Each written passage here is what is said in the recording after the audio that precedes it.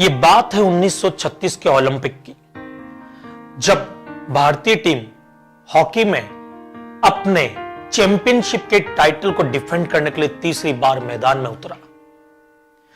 लेकिन इस बार मुकाबला बहुत कड़ा था, क्योंकि यह मुकाबला 11 और 11 प्लेयर का नहीं था। यह मुकाबला था 11 भारतीय खिलाड़ियों का 1 लाख जर्मनी के लोगों के साथ में, क्योंकि वो मैदान उस दिन लाखों की भीड़ से खचाखच भरा हुआ था। सब लोग जर्मनी के सपोर्ट में आगे आ गए। वहां का तानाशाह हिटलर भी उस मैच को देखने के लिए आया। भारतीय टीम उस मैदान में जब खेलने के लिए उतरी तो बहुत ज्यादा प्रेशर में थी। उस प्रेशर में उन्होंने खेलना शुरू किया। मैच बहुत ही ज्यादा टफ होता जा रहा था।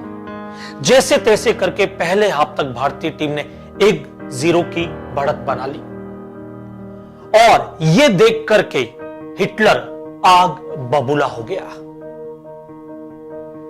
हिटलर आग बबूला हो गया। उसने वहां के मैदान को गीला करवा दिया, क्योंकि हिटलर जानता था कि भारतीय टीम के पास अच्छी क्वालिटी के शूज नहीं है, जूते नहीं है।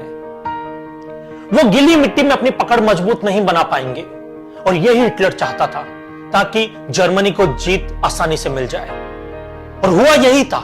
मैदान गीला होने के बाद भारतीय खिलाड़ी लड़खड़ाने लगे थे, और जर्मनी ने एक गोल दाग दिया था। खिलाड़ियों के लिए खेलना मुश्किल हो रहा था, और इतना ज्यादा मुश्किल हो रहा था कि वो ढंग से चल भी नहीं पा रहे थे उस गीले मैदान पर।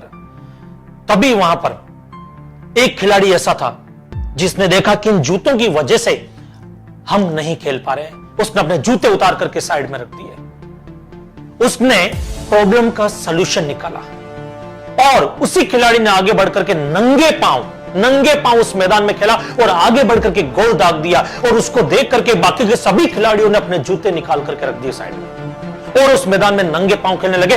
ओलंपिक के इतिहास का यह शायद पहला मैच होगा जिसमें एक टीम के 11 खिलाड़ी नंगे पांव खेल रहे हो, और एक के बाद एक गोल करते गए, और भारतीय टीम ओलंपिक चैंपियन बनी जर्मनी में। और भारत ने यह मुकाबला 8-1 से जीत लिया था।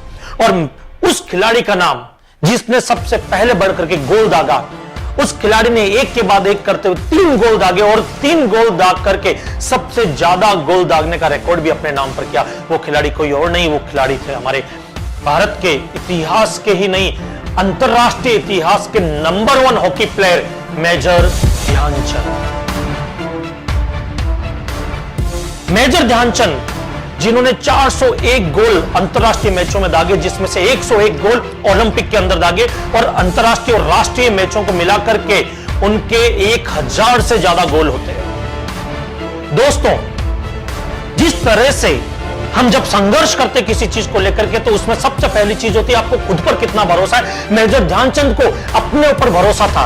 उन्होंने परिस्थितियों के हिसाब से खुद को नहीं डाला, परिस्थितियों के ऊपर हावी होकर के जर्मनी के जबड़े से जीत छीन करके निकाल करके लेके आओगे। याद रखना दोस्तों, जब आप एग्जामिनेशन हॉल में जाते हो, तो जब आप पेपर देखते हो, तो कई बार पेपर टफ होता है, क्वेश्चन टफ होता है, और उस वक्त आप घबराने लगते हो, क्योंकि आपने परिस्थितियों के हिसाब से खुद को डाल लिया। नहीं दोस्तों, सिर्फ खुद पर भरोसा रखना, और आपको उस एग्जामिनेशन के जबड़े से वो जीत खींच करके निकाल करके लानी है, और आप ले आओगे।